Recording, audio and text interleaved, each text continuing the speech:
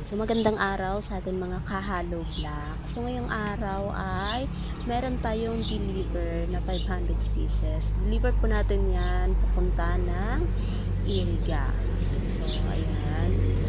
So nagkakarga po sila ng ating halo vlog. So kung makikita nyo po, maganda po ang ating hollow blocks at matibay po dahil kung iba-iba po na naghaharga ng hollow blocks, makikita niyo pong may mga pasa o may mga durog o may mga putol dyan na hollow blocks. Pero kung makikita niyo po, malinis na malinis po ang ating hollow blocksan.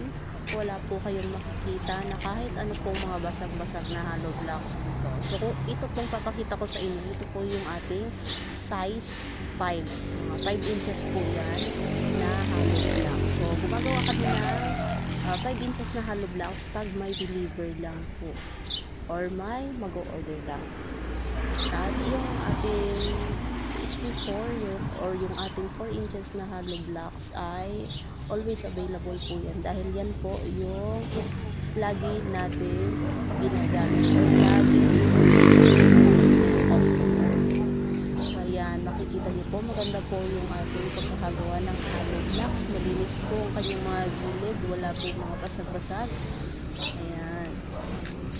So yun lang po at maraming salamat.